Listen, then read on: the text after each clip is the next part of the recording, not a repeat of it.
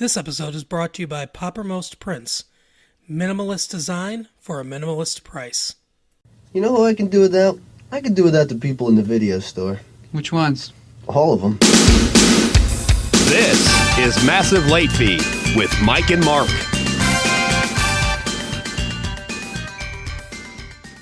Hey everybody, welcome back to Massive Late Fee. I am Mark. With me as always is my co-host Mike. How you doing, Mike? Not too bad. How about yourself, Mark? Good. Have had a good week so far. We might have some special guests going into the new year. I don't want to reveal too much about it, but I've had some discussions with a couple different podcast people, and we might have some special guests on the show. You or I or both of us might go on their show. I haven't actually talked to Mike about this yet. Yeah, kind of a surprise on the air. Thanks. Just occurred to me now, but I had a couple of conversations with some people that I've been talking to on Twitter from other podcasts. Obviously, it's always helpful when we can promote each other's shows. And share information with the co-host. That's good too. Yeah, we try to do that. I'm sure you're cool with all of this.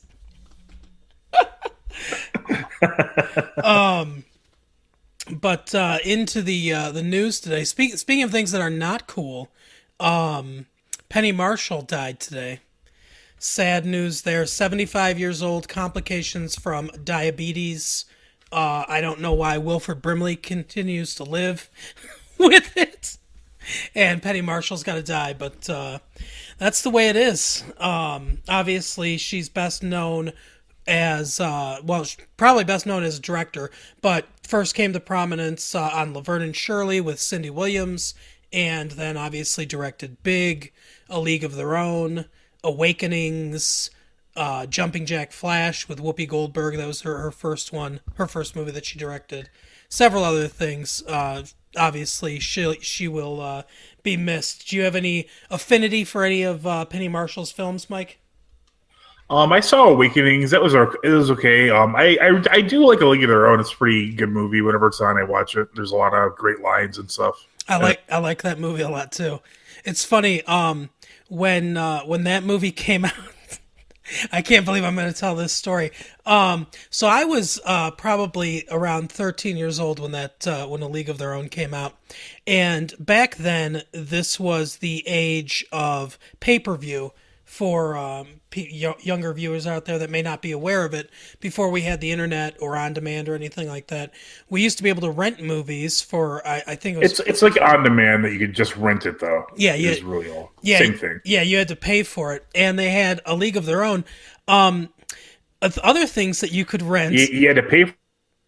Yeah, yeah, that's a big change from now. You had to pay, but other things that they had that you could pay for were pornography channels, and anyone that is around our age, probably who's a man who lived in that time, always would feel that temptation to rent pornographic films for their own pleasure. But I never felt that temptation. but then of course, the corollary, Mike, is that you knew it would show up on that bill that your parents got. So what to do? Luckily, there was a porn parody called A League of Their Moans. And I assumed that title would be close enough that my parents wouldn't discover it, and I was correct. Nice. How closely did it follow the original? I don't think it. It's hard to remember, but I don't believe that it really followed the plot in any way. I don't think it was on a baseball or anything. What? Yeah, I think it was just basically like there was almost no narrative to it, if I remember correctly. Maybe at some point I'll look that movie up. So, people who want to see Rosie O'Donnell, but in a porno. Oh God. Oh, but yeah, I like The League of Their Own a lot. The actual movie as well as the pornographic movie. It was. I always thought it was. I like John Lovitz a lot. He kind of steals the first part of that film, and then obviously just goes away. But yeah, and Tom Hanks is great in that movie. But yeah, so Hello? yep. Hey, I just dropped a connection there. For the first time, it was me. Okay. I'll just pretend I heard what you said, so we don't have to restart. Yeah, that Rosie.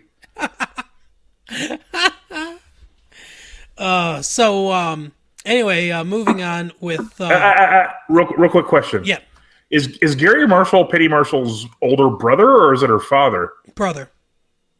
Okay, is he still kicking? No, he passed away in 2016. Oh, Yeah, she has an older That's a sister. downer. She has an older sister that's still alive, though. does she direct movies or anything? No, I don't think she's in. I don't think she's in the entertainment business at all. I could be wrong, but Fuck her. Who cares? Penny Marshall was married to Rob Reiner for a period of time. Yeah, Yeah, not the best. not an attractive couple there. No, I know. I don't think they had any children, luckily. And rest in peace, Penny Marshall. Rest in peace. The Battlestar Galactica movie reboot, it seems to be underway now. This is a project they've been trying to get together since 2009. They now have hired a screenwriter, Jay Basu. I'm not hugely familiar with a lot of his past work, but he'll be writing the screenplay for this movie, and the director of Red Sparrow, Francis Lawrence, will signed on to direct it. Obviously, the original in '78 was popular. Glenn Larson's original Galactica 80 was not as popular, and then in 2004 they did the TV show with Edward James Olmos, which was became a lot more mainstreamly popular. What do you think about a Battlestar Galactica movie, Mike? I cannot wait to not see this one. Yeah, I heard good things about the 2004 series, but I'm not interested. I believe that Dirk Benedict was in the original, though. Yeah. Is that not correct? That is right. Yep. And in the opening scenes of the A-Team, the opening credits, there's a little reference to it because one of the Cylons walks by him. Oh, really? Yep. I never caught that. Yeah, I don't know if it's an exact replica or if it's just very similar, but it is a reference to that. I know that much. Oh, well, speaking of references, I bet there will be a lot of references to the original movie, as Robert Rodriguez won't confirm it, but is not denying that he's directing a remake of Escape from New York, John Carpenter's 1981 classic, starring Kurt Russell as Snake Plissken. Apparently, they are thinking of rebooting this. They already did once in Escape from LA. It's basically the exact same film. But Robert Rodriguez has had mixed results in some of the films that he's directed. Obviously, he's done a lot of pretty good films. He's done a lot of films that I don't like nearly as much. I get why they're doing this, I suppose. They think that this can make money. But it's difficult. I don't know anyone that could replace Kurt Russell as Snake Plissken. I don't know if there's an actor around right now that has the same kind of charisma that can also play gritty and still be likable like this. I don't know. What do you think, Mike? Excuse me. Yeah, yet another pointless remake. I have no idea why they would even bother remaking the movie other than strict cash grab. Yeah, just re-release. This is what I don't understand. Re-release these films into theaters. You still own the rights to them. Yeah, I don't know why you wouldn't just do that. I mean, they've been doing that a lot lately. Like Elf was in the theaters. Yep, that's right. Yeah, when they re-released Star Wars, it was a huge hit before the prequels came out.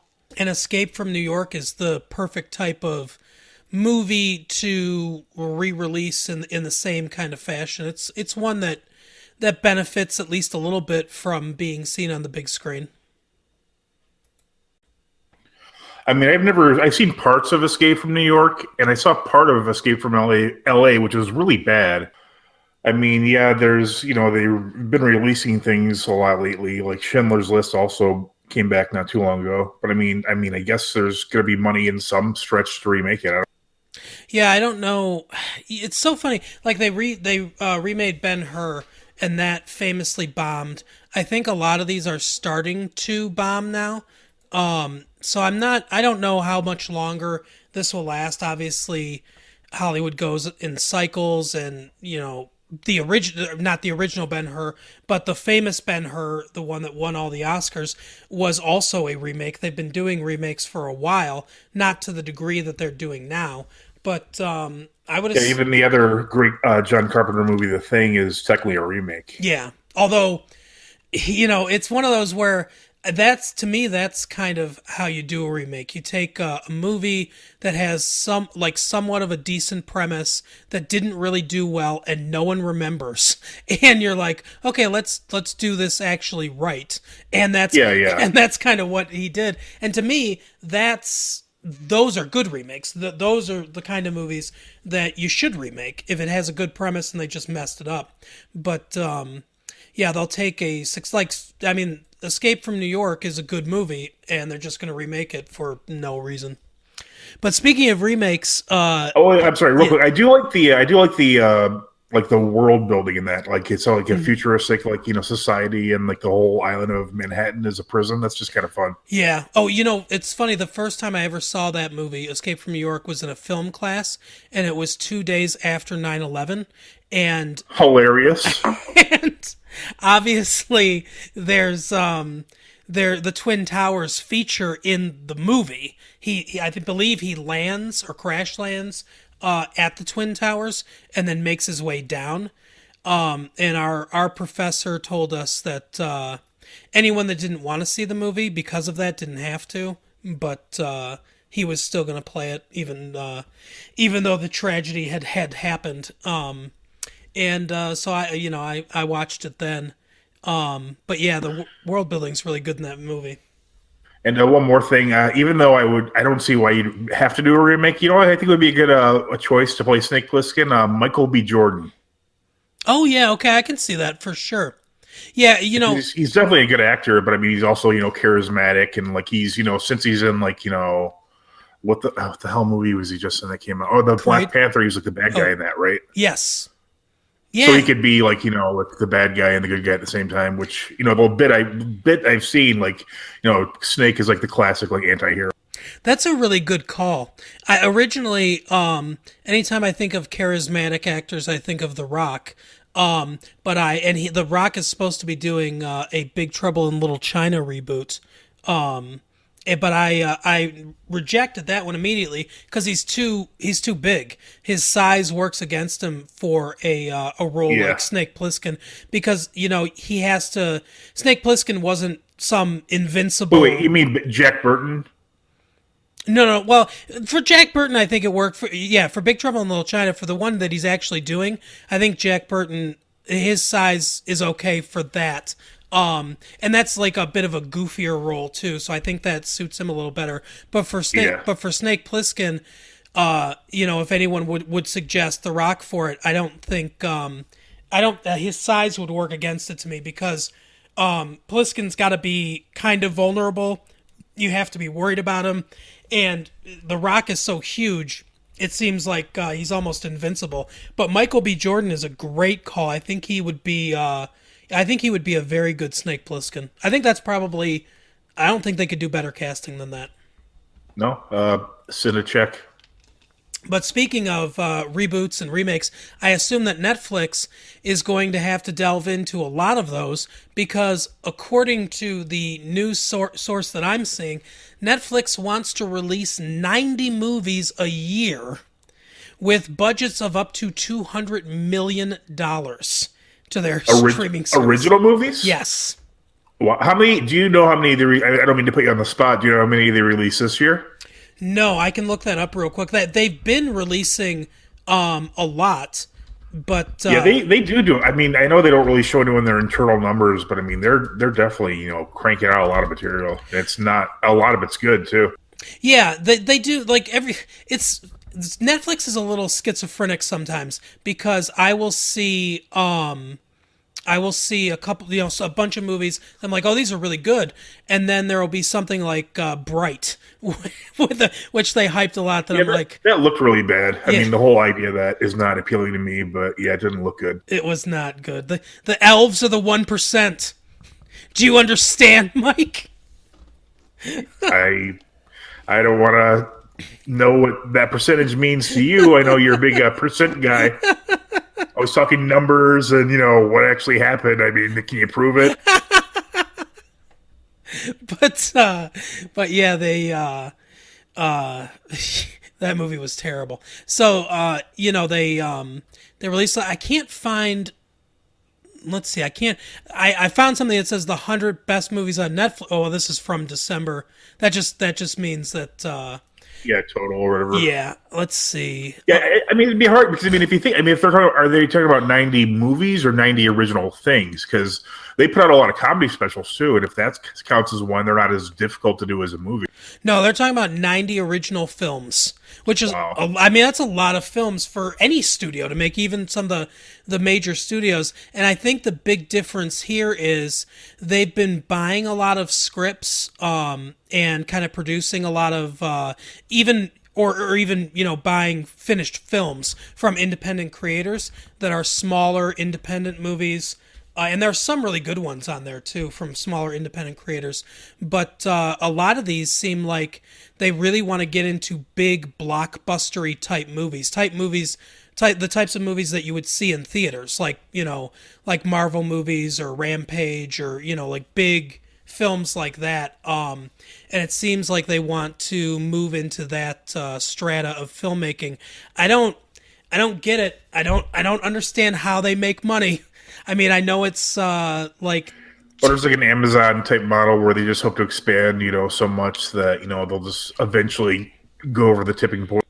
I guess. I mean that's probably what they're planning on doing. I mean, it's $10 a month, and even with I don't know, 10 million people, I guess that's like 100 million, but still that's only like $100 million a year. And I say only, but they're talking about making movies that are going to cost $200 million a year and making more than one of them. I don't know, but I know they're talking about going to advertising on their site too. I don't think it'll be too long before we see that. Hey, I guess something's going to blow your mind here, though. You said you think there's how many Netflix subscribers do you think there are? Just guess. I probably, let's see, 70, 80 million. 117 million. Jesus. Wow. Yeah, that's and I mean you can get more premium packages, but I'm surprised they're still doing so well because there's so many competing services. Like I know Disney's starting one, and I think Fox is doing one as well. Yep. I think Hulu. I mean, Hulu's been around for a while. I think that might be NBC owns it or something like that. Hulu's owned by a few different corporations. I know that Fox was one of them. And they used to play a lot of Fox, like older, like FX shows, like The Shield, which is really great. Yeah, and there were a few different corporations that own them. I know Disney owns a certain percentage of it now.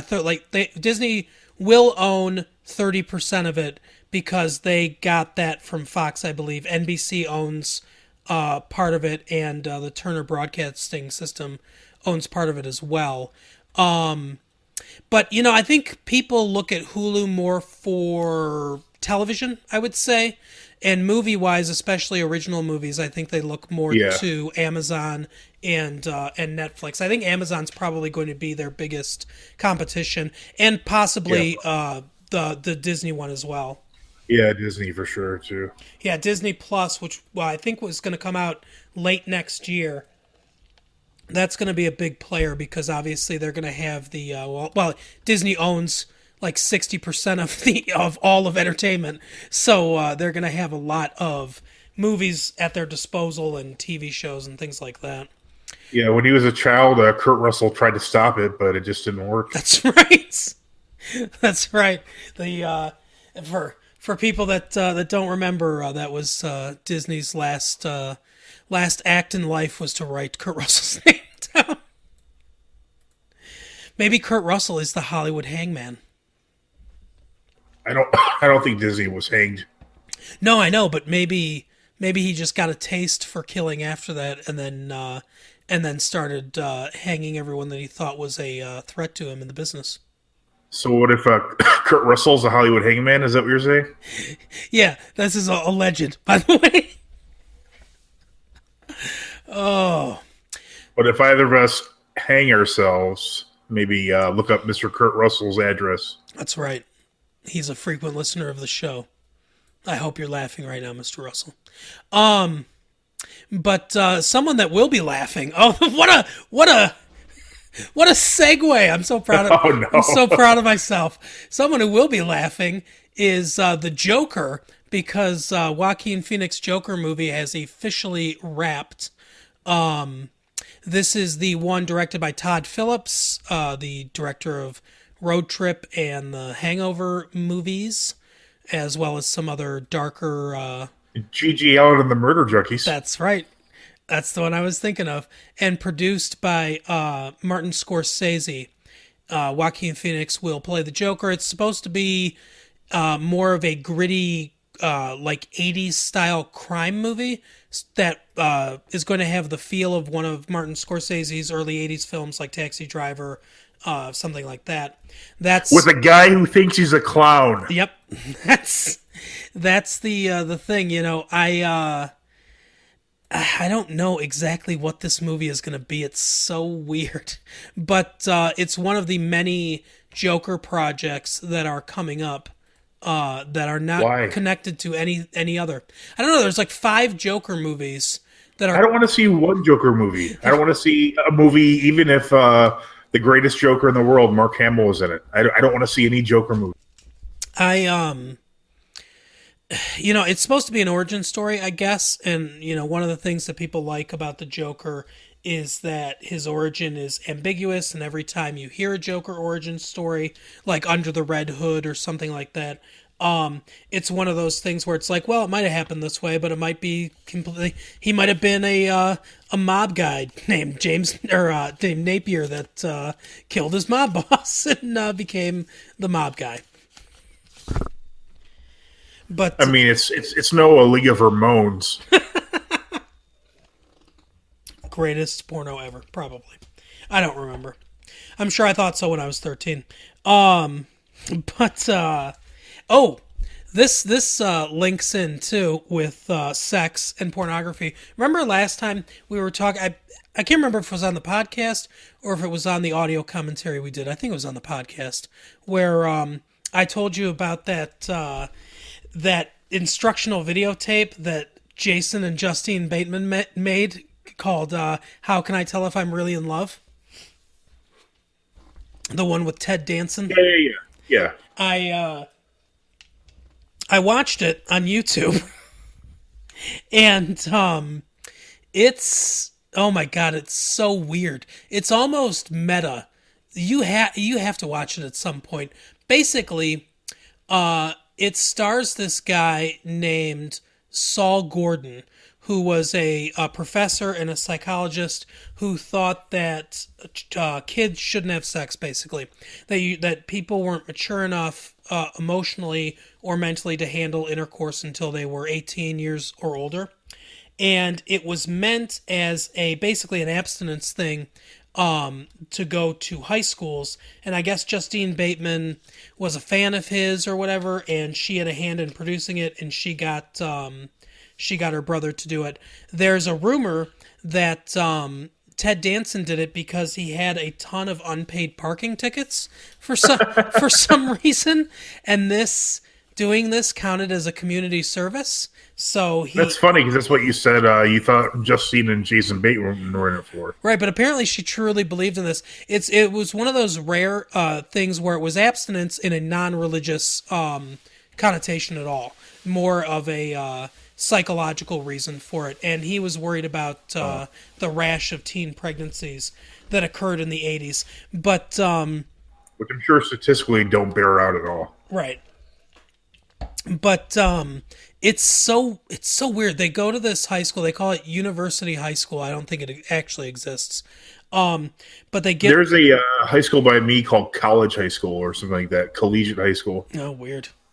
But It's like a charter school. but they get all these kids together and they talk to them about this stuff and basically Justine Bateman's giving them things to say to put off sex from their boyfriend and Ted Danson is reading from a little black book of things to say to get women to sleep with you. And Was it a prop? I think it was his actual book. But Number one, I'm Ted Danson. yeah, that probably would have worked in 1986. I'm guessing. Number two, have you heard of a show called Cheers? Right. Number 3, do you like money? Do you find Woody Harrelson annoying? But I guess it was like as a warning, like he's reading it out as a so women would know what to look out for, what the lines were, and everything. There's so many bizarre things in it. There's bizarre musical breaks. There's a like every time they're talking to one of the students, there are different like drawings that they've done, like these weird black and white sketches of people's faces and stuff like that, and they'll just slowly start moving from off screen to on screen to get close to the face of the person who's talking, and it's such a weird like effect. It looks like it was done in Effects Toaster or whatever. It's just so weird. And one of the weirdest things that I found is, and this is all alleged, I have no knowledge of any of this other than what I read, but this guy, Saul Gordon, died in 2000, and there's a memorial to him on the internet. And there's a lot of people that are write really like positive, good, like, oh, he was so nice and helpful and everything. And then there are several stories from several different men who were young teenage, like, well, not young teenagers, but 17, 18 years old at the time, who claimed that this guy basically sexually assaulted them. So it's all kind of really bizarre. Like the whole, This is our Christmas podcast, by the way, everybody. the whole video and the whole story behind everything is super bizarre. Okay, that's pretty weird. But I guess that's as good enough place as any to transition into what we're watching, since I watched that. Mike, what have you been watching? What have you been watching this week? I've been watching a lot of the show Justified. Mm-hmm. Big fan of Justified. Yeah, you told me about that last week. One of the things I like to do when I'm watching Justified is I call Timothy Oliphant Justified, like that's his character name. Right. So when I'm watching it, I can just randomly shout out like, "Ooh, Justified! Just punch that guy in the face." Yeah, it makes me laugh. I don't know if anyone else would find it even remotely amusing. I find it amusing. Yeah, I mean the actor's name is Justified. His character's name is Justified. The show's Justified. It's synergy. It all works together. Yeah. I watched that Adam Sandler comedy special that I think you talked about a couple weeks ago. Oh yeah. Yeah. What'd you think of that? I thought it was really bad. Yeah, it was so weird. Like the setup, like he would tell like 2 or 3 painful one-liners or really short jokes, and then immediately go into a song. It reminded me of a much, much worse version of what Bo Burnham does in his stand-up.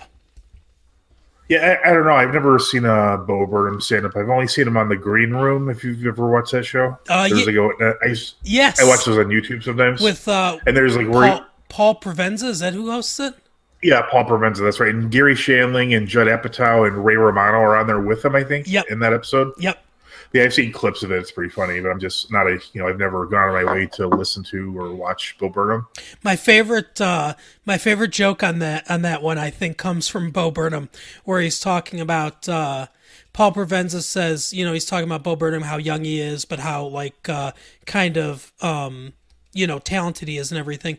And he says, who's your favorite comedian, or tell him who your favorite comedian is. And it's this French guy that uses a sock puppet in his act or whatever. And he's like, yeah. So he takes a black sock and he starts to, and I can't remember if it was Ray Romano or somebody was like Mark Maron. That's right. He's like, oh, I already don't like it. And Bo Burnham just kind of shrugs and goes, okay, so it's a white sock. That's such a good joke. But yeah, I like that show a lot, The Green Room. But yeah, this stand up, it was so bad. It was almost structured like one of his bad movies, where it was a bunch of bad comedy, sometimes getting into gross stuff, and then at the end tries to put on a sappy emotional core to make believe that it was about something. Where he talks about Chris Farley, and then he sings that song about his to his wife. I'd like to circle back to that if we could. Mm-hmm. For sure. A lot of comments about this. Like the entire, like you said, the entire jokes had the exact same setup. Yep. It was like an ancient Catskillian style of comedy that's like only funny to the people who would pay to go to an Adam Sandler concert. Exactly. I mean, don't get me wrong, I'm a big fan of Adam Sandler. I just think he really gave up in the mid-90s. He was making a lot of money off of movies, so he just had no need to develop or even practice his stand-up act anymore. Yeah.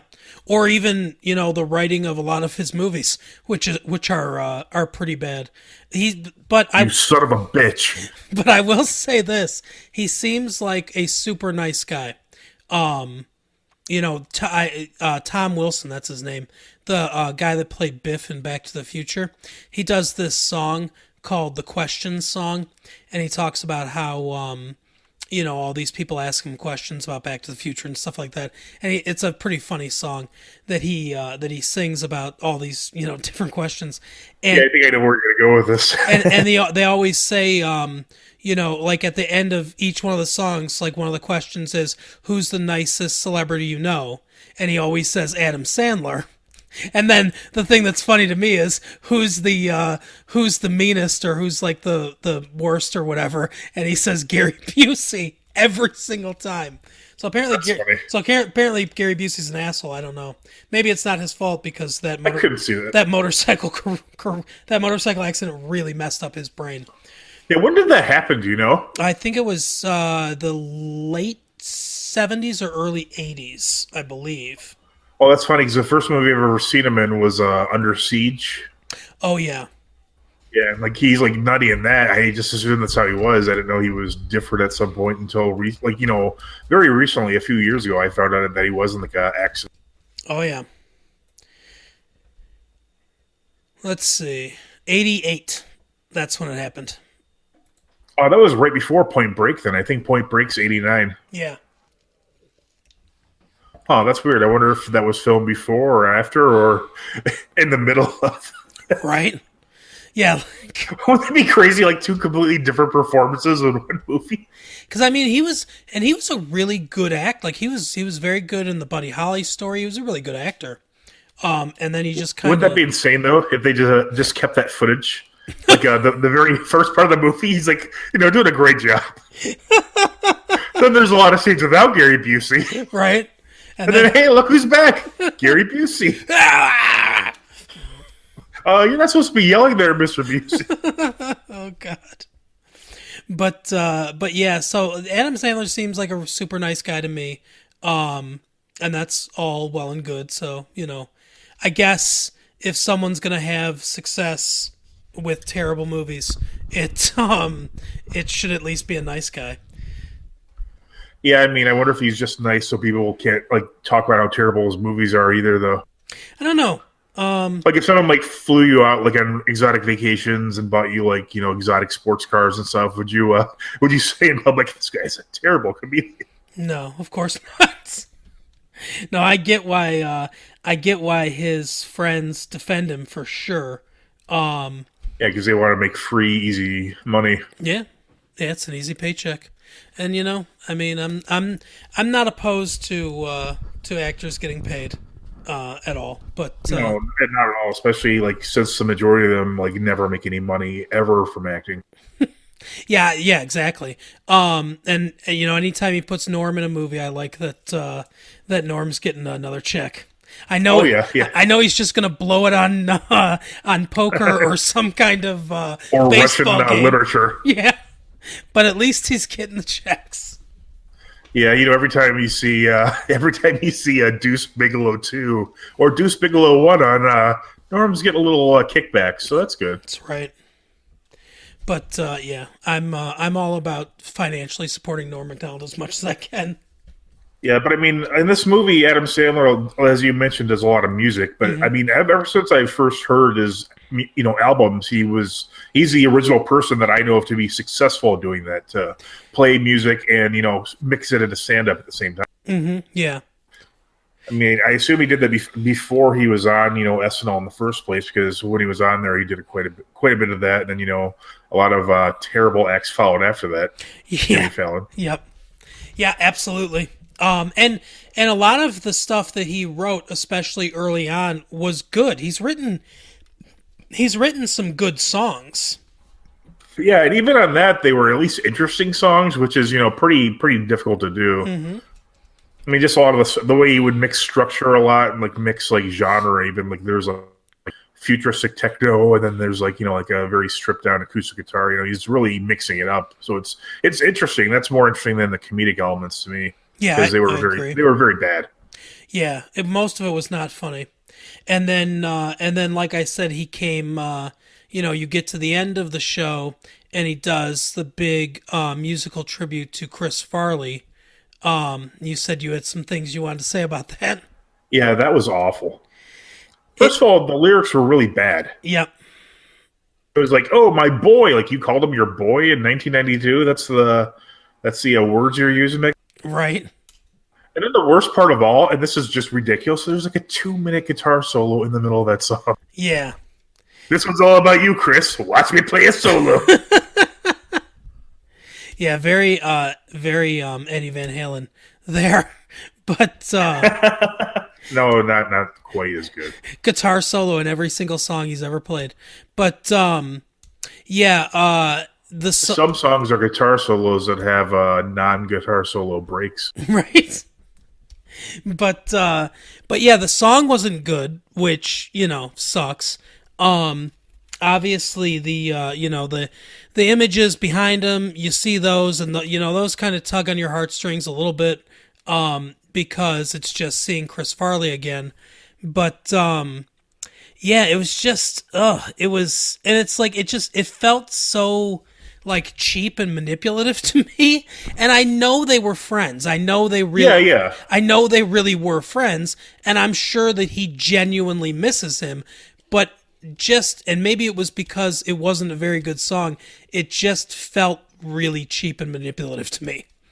I think that's just what his comedy is like right now. It's like the most obvious, anyone could think of it, like bland kind of thing, because that's just what his movies have become, and that's where his sense of humor is. Yeah. Like, I don't think he meant anything manipulative or cheap about it. That's just how it sounds, because that's how his movies are. They're like, the most like, oh, he's gonna get kicked in the nards kind of thing, Yeah. which is hilarious. I'm not complaining. It's unfortunate because he's a guy that has talent. He's probably not the funniest guy I've ever seen or anything like that, but combine it with the music and stuff like that, he definitely has, and he has acting talent too, a lot of acting talent. Yeah, I've seen That's My Boy, but he just doesn't use it very often. No, he does not, which is unfortunate. Although I saw part of Sandy Wexler. Did you see that one? Mm-hmm. I thought it was pretty good. The part I saw, I just kind of stopped watching it. He's really good, and there's one on Netflix called The Meyerowitz Stories. I saw that. I haven't seen it, though. I just saw that it existed. The movie is a little uneven to me. I don't love the movie, but his performance is extremely good in it. And like a movie that I like a lot that he's in is called Reign Over Me, and he's excellent in that movie. Yeah, he just mails it in. If he had a podcast, it would be called Mailing It In with Adam Sandler. There would be that giant pause too. Every time as he tries to think of something clever to say and can't come up with anything. Welcome to Mailing It In with Adam Sandler. No, I genuinely forgot his name in the middle of the sentence.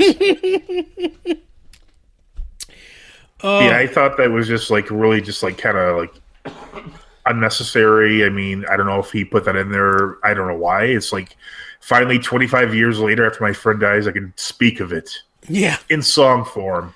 Right. I mean, I'm sure he's talked about that plenty of times before, I don't.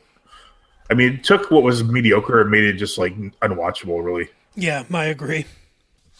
But moving on with our Christmas theme, we're going to do a Christmas-themed Educating Mike. Okay. So, Mike, I watched what is regarded by some as the worst Christmas movie of all time. I don't know if it's quite that, but I have to say it's not good. Reindeer Games? No, it's called Saving Christmas with Kirk Cameron. Oh, that doesn't sound good. So, did you ever see the Left Behind movies? No, I've saw the covers of them, but I haven't actually seen them. I saw the first one, and it's not good. Well, to give you a little background on this movie, basically, Kirk Cameron made it to there. I guess, as he puts it, the movie starts with him sitting in an orgy of Christmas. He's in this giant chair with this huge tree, big stockings hung by a fireplace, a bunch of presents around him, hot cocoa, and all this stuff.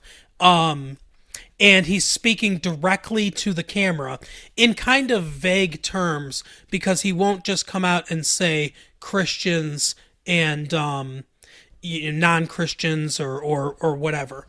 But basically, he explains the premise of the film, speaking directly to camera, which is always a great way to start your movie.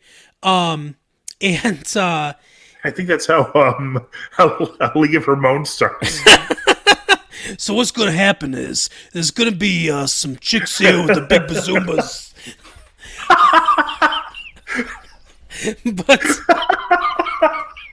but anyway, these broads gonna blow you. So he speaks directly to camera, and basically what he's saying is that there are two sides, and they're both wrong. There are people that think that Christmas should be kept like inside; it shouldn't be in the public place. We shouldn't say Merry Christmas, blah blah blah blah blah. And the war on the people that are waging the quote war on Christmas. Well, the guy's got to be like a level like 10 Christian to actually have a divide over whether you should celebrate Christmas inside or out in the public. Right. And then the other side is all the Christians that say stuff like Santa Claus and presents and the tree and everything are bad and taking away from celebrating Christ. And he's saying both these sides are wrong, and he's going to give you the real path of why commercialism and giving gifts and buying stuff are all good and Christian things to do all the time. So then we go into some weird, like, it's Santa Claus. It's the original Saint Nicholas, I guess. But it's this like weird medieval, almost like Lord of the Rings looking time, with this guy walking through the snow. Really long takes of him walking through the snow. This goes on for quite some time before he gets to a cabin and has a drink. And then a little girl comes and tells him that, he's here. And then we cut to the actual movie. It takes about 20 minutes for the actual movie to start. But we're at a Christmas. My God, it's like a Dio's video for Holy Diver. Yeah. It's like a 5-minute intro of him fighting shit with a sword. But we're at a Christmas party. Kirk Cameron's there. It's his sister's Christmas party. And her husband, whose name is Christian, because subtlety is for, liberals, I guess. Hollywood Democrats. Is not happy with the Christmas celebration because he's one of these Christian people that thinks that it's all, like Santa Claus is bad and all this stuff. So the people that Kirk Cameron thinks are on the extreme side. Right, exactly. And so Kirk Cameron narrates a lot of the movie. There's a lot of narration throughout the movie. And he says stuff like the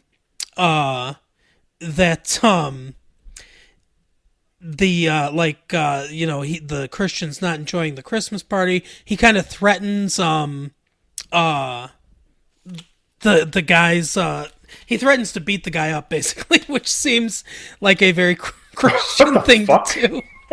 Yeah, he says it's half joking, but he says to his sister, oh, "You want me to break his legs? Is he not treating you right, or something like that?" What? And then we go to Christian's point of view, and this horror movie music starts to play. This really discordant, terrible music while he's watching kids running around. So it's images of little children running around the Christmas tree, and it's like. Okay. Because apparently that's evil to him. So Kirk Cameron's talking about the nature of stories and stuff like that, and he says that we get to write our own stories basically, and he says everyone's got a story, and he mentions Uncle Scrooge a couple times. I'm pretty sure he means Ebenezer Scrooge. What the fuck? I don't know if his only exposure to Scrooge is Scrooge McDuck. I think so. From DuckTales. But he calls him Uncle Scrooge a couple times, and he says even Uncle Scrooge has a story. And I'm thinking, yeah, no shit, it's called A Christmas Carol. That whole story is about him and how he changes. It's not about Tiny Tim. Uncle Scrooge. So then a black stereotype shows up to speak really rapidly and stuff about how they're getting rid of crazy sweater days at work and how he wants to organize a march and stuff like that. And what? And they can't do this to them. And he speaks in. I apologize to the actor if this is how you actually speak, but I don't think it is. He speaks in what I would consider a very stereotypical black accent, and in a very rapid way. Just imagine any, especially in the 80s, in any movie where it's it's the black guy and he's funny comic relief. That's how he talks. It's very stereotypical. So Christian leaves because he can't stand this party anymore. And he goes out to his car. We know why he left. Yeah, why is that? Oh, I don't know. A certain guest he wasn't finding too friendly. He was so Christian that he couldn't be at a party with a person of another race. That's right. But, he goes out to his car in the driveway to just kind of sit and think, and Kirk Cameron goes to him, and then the bulk of the movie is he and Kirk Cameron having a conversation, and then we cut to something else, and it's basically the whole movie is basically a sermon, because Christian sits in the car and he says, he starts with how terrible Christmas is and it's not celebrating Jesus and everything like that. And then he says, oh, the manger and stuff, the nativity scene, it's all, shoved in the corner and everything, and all this other stuff is way, overshadowing it. And he's like, Christmas trees, why should I have a Christmas tree in my house? Where's that in the Bible? And so Kirk Cameron's like, oh, it's in Genesis. And then he goes on to explain about the tree of knowledge and the tree of life, and he goes into this whole thing kind of, and it's not a convincing argument in any way, but he is really going a long way to try to link Christmas trees with the Bible. And he does that with pretty much everything. But he talks about Christmas trees first, and when he finishes, Christian's like, "Oh my God, I never saw it that way," and he's like, "It's okay, I didn't see it that way either. That's why I'm telling you." And there's the acting is terrible. There's a lot of like long pauses, a lot of really terrible dialogue, and at one point we cut back into the house, and there's the black guy has found the one other black guy at the party, and they're sitting on the they're sitting on the couch. This is one of the weirdest parts of the movie, and the one black guy's like, "We can't let them see us talk. Lift your mug up to your mouth so they don't know we're talking," which is weird. So he lifts his mug up to his mouth, and then he starts spouting all this conspiracy theory bullshit. But it all has to do with Christmas stuff. And it's like, we can't say Merry Christmas at work anymore. We're going to say Happy Holidays. And they're both speaking really quickly, and they're talking about all these different conspiracies, like, oh, that can't be a coincidence, and stuff like that. It's so weird and out of place. There are so many weird tonal shifts in this movie. And I have a theory that I'm working on for this movie that I'll tell you at the end. And then we cut back to Kirk Cameron and Christian in the car. And he's like, Santa Claus isn't in the Bible and everything. And as soon as he says this, I'm thinking, St. Nicholas, like, what? I mean, obviously St. Nicholas isn't in the Bible because he came after the Bible. But, like, what? Who doesn't know that St. Nicholas is a guy, was a real person? Or at least allegedly a real person. I think I can guess who doesn't know that. But anyway, so he's like, oh, he's not in the Bible. He's not in the Bible. So he's like, oh, St. Nicholas was a guy. So then he goes through the whole story of St. Nicholas and how he was a baron and how he got a bunch of money when his parents died. And he was famously nice to orphans and the poor and stuff like that. And on the celebration of Jesus' birthday, he would go and deliver gifts to needy children and things like that. And he was kind of celebrated for that. And they go into the further stories about him, like the role he played at the Council of Nicaea and everything when the Bible was being discussed and they were deciding whether or not Christians would believe that Jesus was actually the Son of God or just a guy, and all this stuff was kind of decided upon. And he was a big proponent of Jesus being deified, basically. So Kirk Cameron uses that to basically say, hey, this guy was like a badass, and stuff. And they and he actually says that, he's like he was a bad dude, and stuff. And they play this like hyped up action movie music, and there's a bunch of like slow motion of St. Nicholas and everything. There's so much slow motion, it looks like it was directed by Zack Snyder. But you only had 60 minutes worth of footage, but they needed 90 minutes worth of film. Mm-hmm.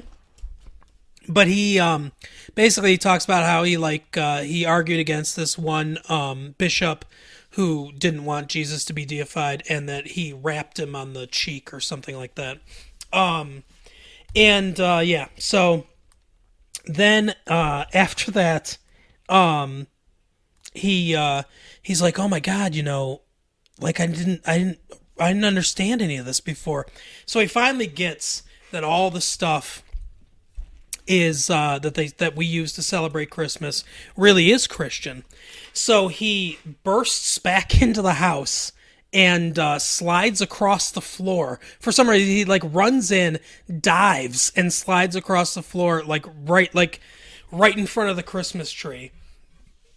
Kirk Cameron's voiceover is basically like, look at the presents and look how they look like a cityscape. That's the city of the reformed city of Jerusalem, the true Holy Land for all Christians. It's like he goes into this big, thing about that. And then it ends in a hip hop dance number. Oh no! Christian says that he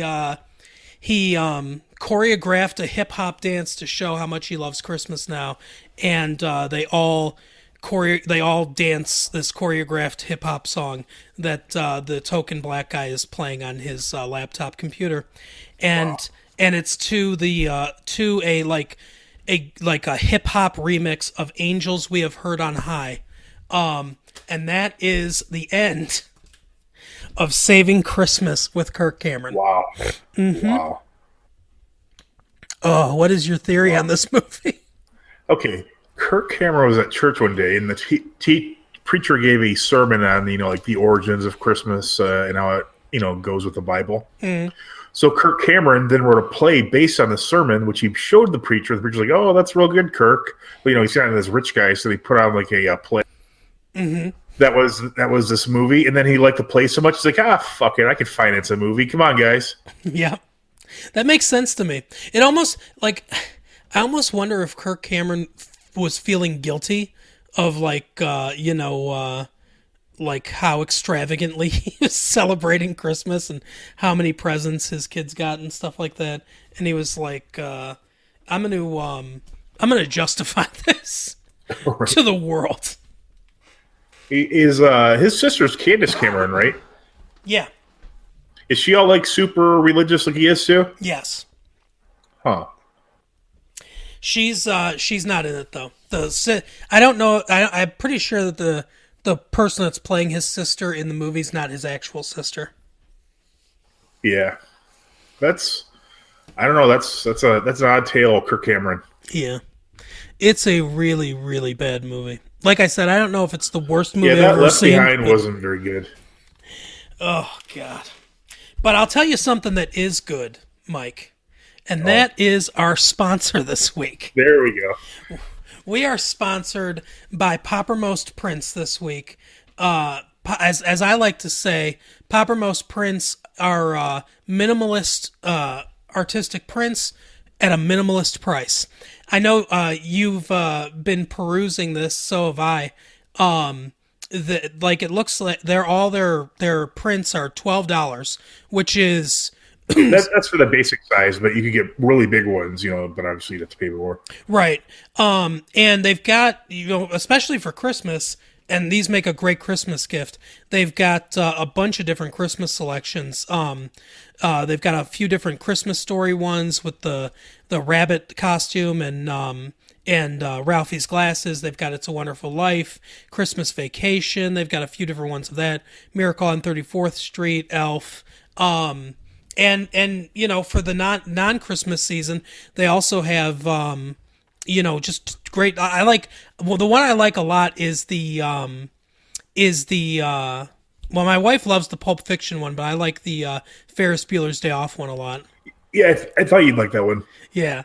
That and you have to check out poppermostprints.com and take a look at some of these designs. They're very they have TV shows and music too. Yep. Yeah, they have different, there's a Michael Jackson one, I think. There's a few different TV show ones. There's two separate Golden Girls ones, which I am a big fan of. Yeah, I think I'm actually going to buy one of those, the Golden Girl ones. I'm getting the Ferris Bueller's Day Off one already. But yeah, they and anything that you don't see in the store, if you have an idea for something that you want, you can email them and they will they'll work with you, and if it's something they can do, they will create it for you, and they do most anything you can think of that they'd be able to do. The Seinfeld one is also one I like a lot too. Yeah, I'm not a fan of that show. But yeah, they have Stranger Things, they have Mr. Bean, House, but yeah, I love the minimalist style of the prints. Like I said, go to poppermostprints.com, take a look at their website, tell them we sent you, order one for someone for Christmas, especially, the Christmas ones are big at this time of year, but poppermostprints.com, you cannot beat them. And, they're just great decorations for the wall. If you're a movie lover, you will absolutely love these prints. Is there a code for this, Mark, or do they just tell them that we sent them? No, we don't. We don't have a code. They can just tell them that we sent them. That works for me. Hey, if you could get a Poppermost print, what would you rather have? Saving Christmas or League of Moans?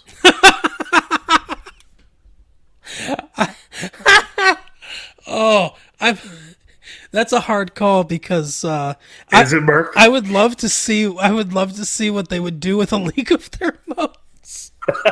how they would minimalistically render that. That would be something else. There's another great title called Taco Bells, but the bells were spelled Bells. Mm-hmm. Was that a X-rated film too? Yes, it was. And kind of racist in the title. Yeah, a little bit. My sister and I used to go through the TV guide, which used to come to our houses. Everybody who's younger than us out there, that would tell you what was on television, and what time. But we used to go through that. At the end of it, there was always the X-rated stuff, and my sister and I would go through and laugh at all the different titles. Trying to think of some of them. I remember one from it just will never leave my brain. But the movie Bugsy was popular at the time with Annette Bening and Warren Beatty, where he played the mobster Bugsy Siegel, and the porn parody version of that was Jugsy. But moving from smut into wholesomeness, at least mostly. Today we're talking about our favorite Christmas movies. It is the holiday season, the Christmas season, just so you don't think there's a war on Christmas. Oh, you know what? Real quick. Yeah. During the Saving Christmas section, I thought it'd be kind of funny if we wrote a screenplay called The War on Christmas. Like it was like an obvious parody of the concept of such a thing, and tried to sell it to Kirk Cameron. Oh, that's a good idea. I bet he'd buy it. Quick cash. That's right.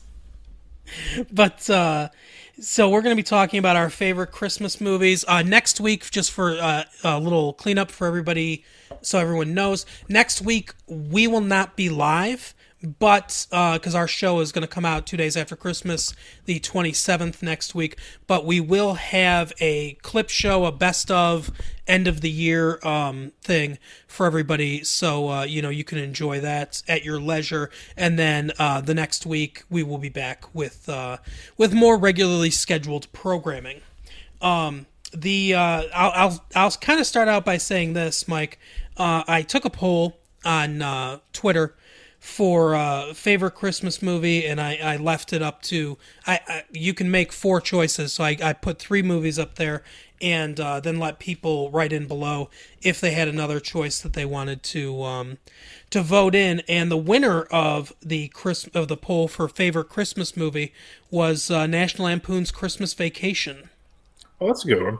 And I know your wife loves that movie. And that's one I like to watch every Christmas season. That might be my favorite. I like that movie a lot. It's certainly one of the 2 good National Lampoon's Vacation movies. I thought European Vacation is also good because I'm assuming you're referring to the first one. Yeah. Yeah, I do like that movie. There's a lot of funny parts. Randy Quaid, who keyed us all into the Hollywood Hangman and his ilk, is in that movie. He's always funny as Cousin Randy, and except for when he's not funny as Cousin Randy. Yeah, exactly. It's funny because this is one of those movies that when you watch it again, like as an adult, you realize there's some parts of this movie that are not that funny. Like, there's some parts of this movie that I just don't remember. Because you remember, there's a lot of good parts in the movie, and you remember all the good parts as, like, highlights. But then there are some parts, it's like, oh, this is dragging a little bit.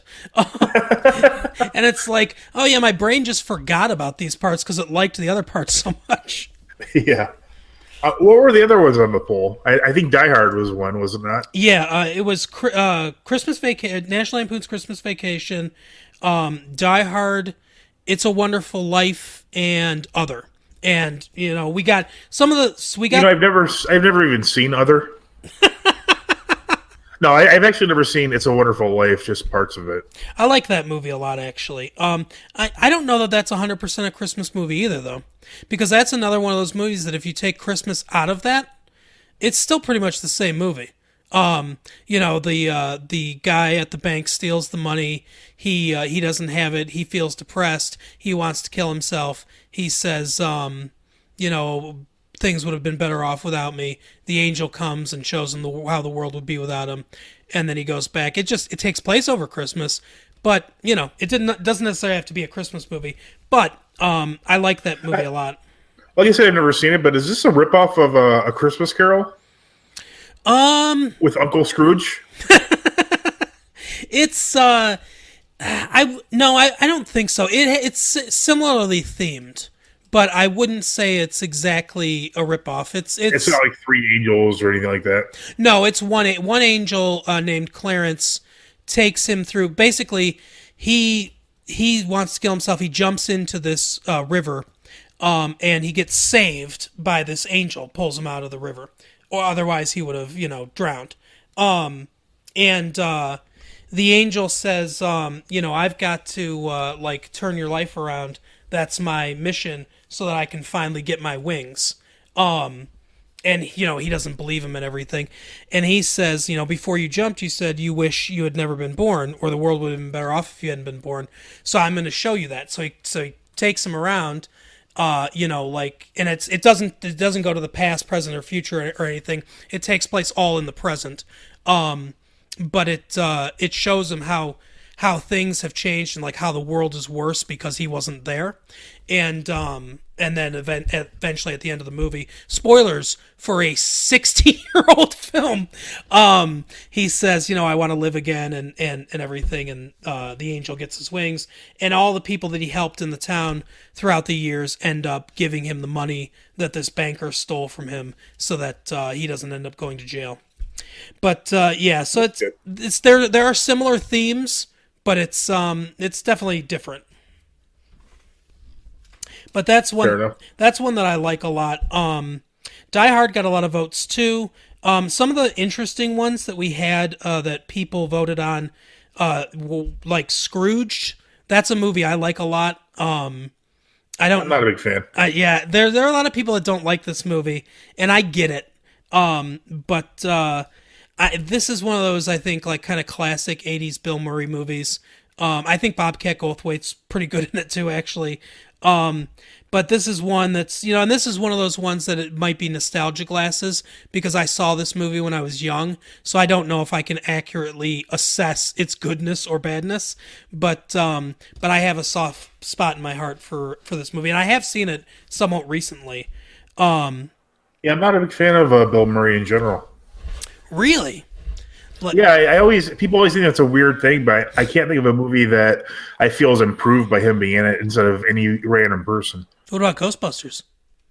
Yeah, you could get any other person. You could have had what's his name? Egon, the guy who played Egon, play that role, and it would be no different. I don't know about that. What about Ted McGinley? I don't know. Well, yeah, okay. If you but see, that's cheating. That's like because if you put Ted McGinley in any movie, it's going to be better. And there won't be a sequel. But so we got Scrooge, we got Gremlins. The Gremlins is another movie that's definitely, it just has the setting of Christmas. Though, again, if it weren't for Christmas, would he have gotten his son a Mogwai? Yeah, there'd be no reason. Yeah, that's. I guess it could have been his birthday. But okay, I get. But really, with any Christmas movie, he could somehow birthday. We all know this. But that's another one that's kind of the thing I think is weird about that. There are a few things I like Gremlins, but I think there are a few weird things about that movie.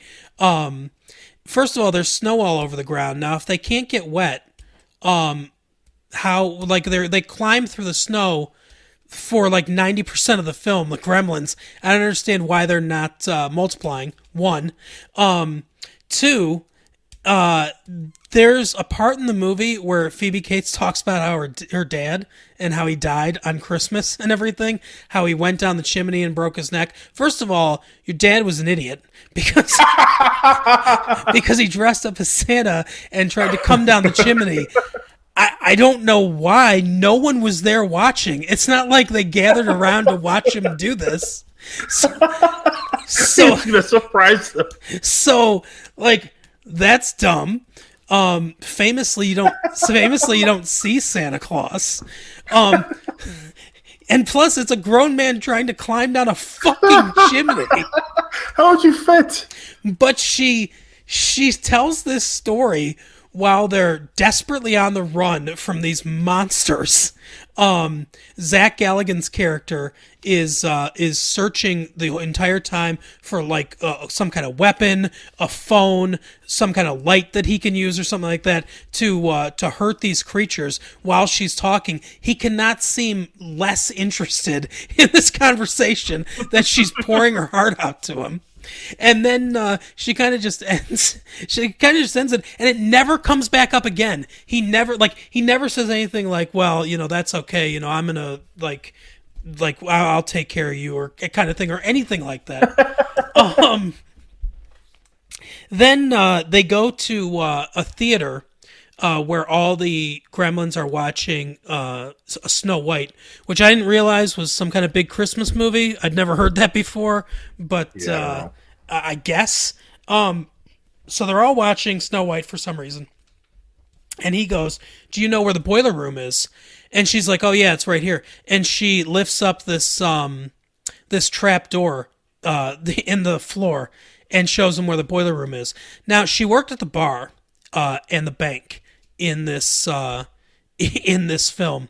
She did not work at the movie theater. Or, I mean, if she did, I guess she just ran the whole fucking town. But even so, how the hell does she know where that boiler room is? That makes no sense at all. And it's not like it was right there, readily apparent. It was in a trap door in the floor that you had to search to find, but she knew right where that was. Makes no sense to me at all.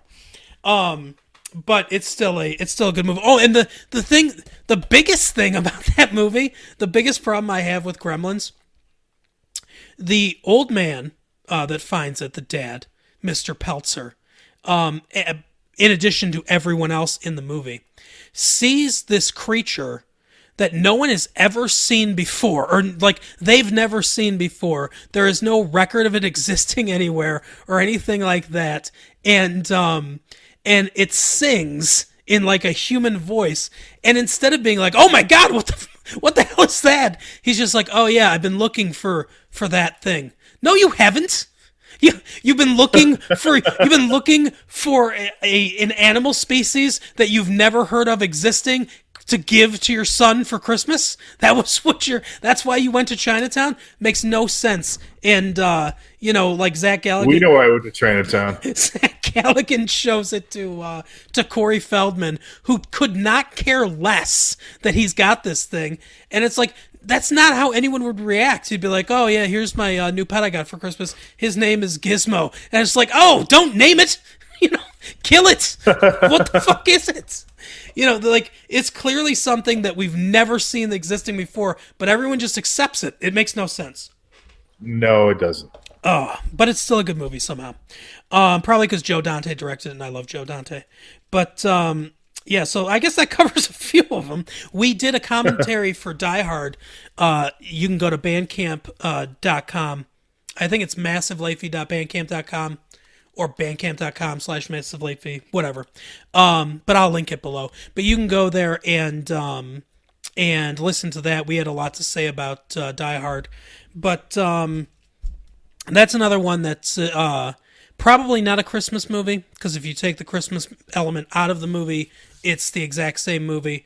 But definitely a good movie, and one that a lot of people like to watch around Christmas, kind of like It's a Wonderful Life, which I think is anyone that wants to watch whatever they want around Christmas, that's fine with me. But Die Hard's definitely, you can do a lot worse as far as movies that you watch around Christmas time. Yeah, I would definitely agree with that. I'll just recap for anyone, give you a little taste for anyone that wants to go listen to the audio commentary, which you don't have to watch the movie, by the way. You can just listen to the audio commentary if you want. I do that sometimes on Bandcamp too. But You should have the movie memorized anyway, so just imagine it. yeah, exactly. But that is what we require of our fan base. You should have every movie that you like memorized. But Frank Sinatra was originally offered the role of that movie because it's based on a book, and not to get too far into it, but it's based on a book, the sequel to another book called The Detective by Roderick Thorpe, the author, and Frank Sinatra played that character in the movie The Detective in 1968. And in his contract, he had right of first refusal if they ever made a sequel, to that role, because he wanted to play that role again. And he was 73 at the time that Die Hard was being filmed, and he wisely and thankfully declined because it would have been a very different movie with Frank Sinatra in the lead. Yeah, that'd be a little different. But let's see. So, someone mentioned what's that movie called? Polar Express. Oh, I haven't seen that. The Tom Hanks Uncanny Valley kind of weird CGI effect movie. My kids like that one. I think it's okay. But the effects are off-putting to me. They're too close to reality. But, yeah, it's kind of disturbing looking. Yeah, but not quite there. They are deeply in the Uncanny Valley. And yeah, it's not it's a little unpleasant. But as far as the script and the structure of the movie goes, it's a good movie. What about you? Do you have any favorites that you like as far as Christmas movies go? Yeah, I can't really say as far as movies, but one thing I do like to watch every Christmas is the Always Sunny in Philadelphia Christmas special. It's like maybe like 40 minutes or so. Mm-hmm. It's just like a fun like thing to watch around that time. We mentioned Die Hard, obviously. Other than that, I mean, I like to watch the Rudolph the Red-Nosed Reindeer, like the claymation one, like once a year, and that's about enough, if not too much. Yeah. Like that's the only one I really enjoyed a lot as a child. Like I always want to watch that one. Yeah, that was probably my favorite one.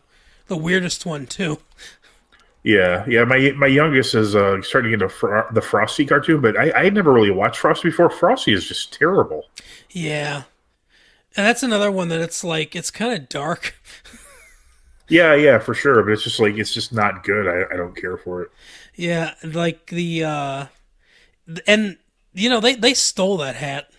I mean, I'm sorry, that was that magician's hat. Like, yeah, I mean, clearly, it's like the Dave Coulier thing. You think he's being a jerk, but if you really look at it, they just stole a guy's hat. Yeah, he's a dick, but yeah, they try to play it off like he's the bad guy, but it's like that's his hat. What's messed up is like the guy's a terrible magician, but he accidentally has like a magical hat. He doesn't even he can bring snowmen to life. Yeah. But he can't pull a fucking rabbit out of a hat. Yeah. That's how bad of a magician he is. That he has an actual magical item and he still can't make it work. Yeah, he's so bad that he goes so far in the other way that he negates resurrection.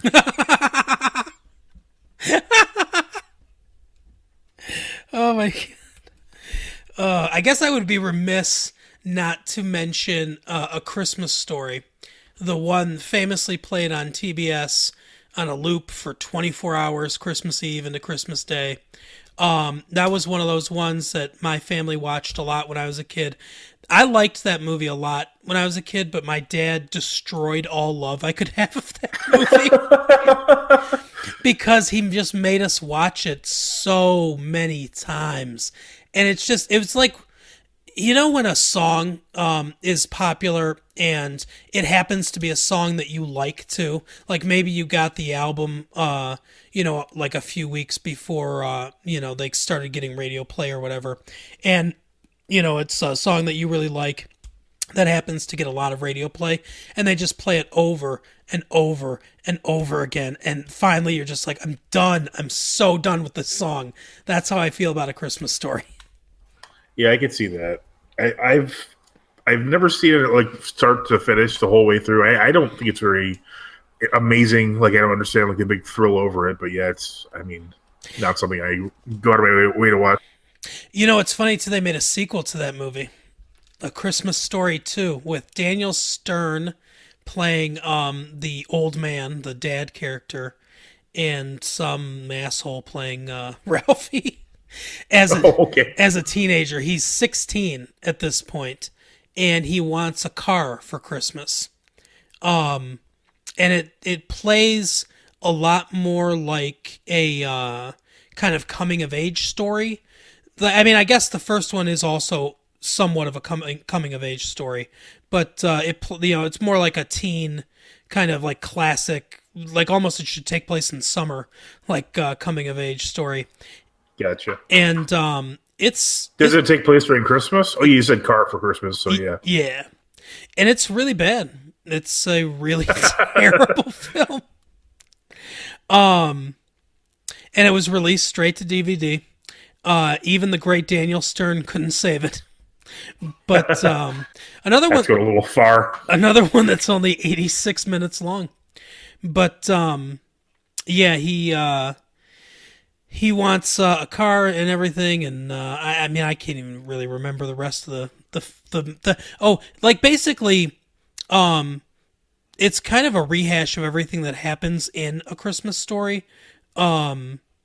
Like, So it's like Cruel Intentions 2, but not as good. oh god, I remember Cruel Intentions too. Yeah, exactly. Like Flick gets his tongue stuck again and stuff like that.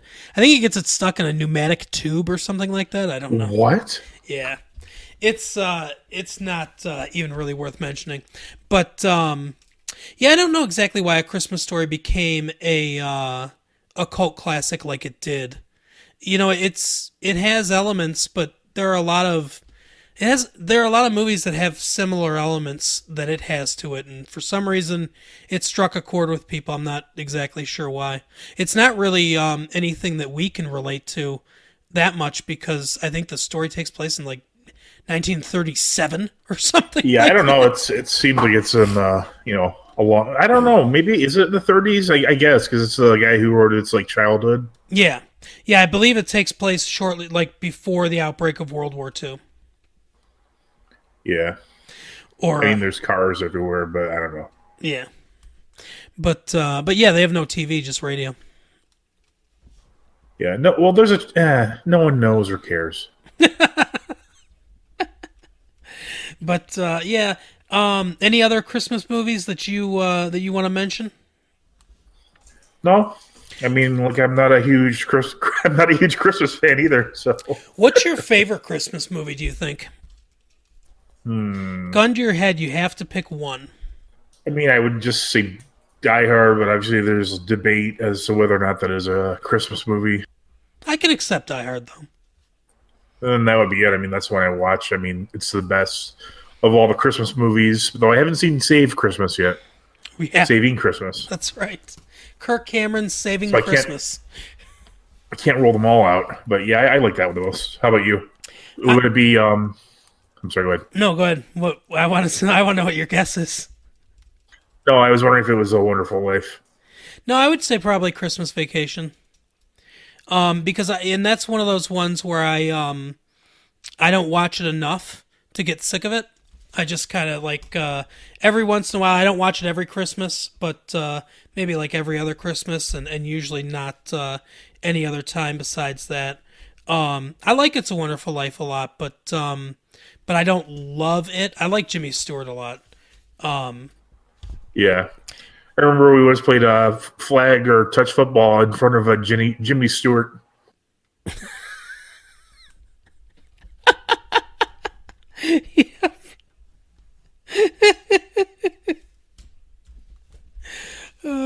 That's a deep cut. No one's gonna know what that means. That was for you, Stoner.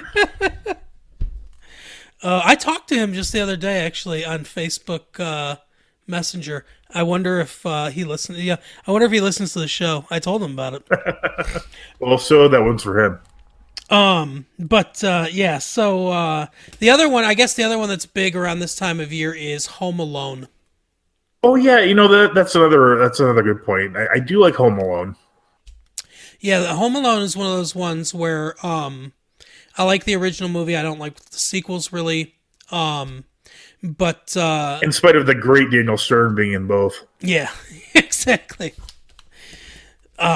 God's own treasure, Daniel Stern. But they that one's, it's like a dark movie too. Suddenly the robbers turn murderous for like no reason. They came in to Yeah. rob the house, and then eventually at some point they just get to their breaking point and they just want to fucking murder this kid.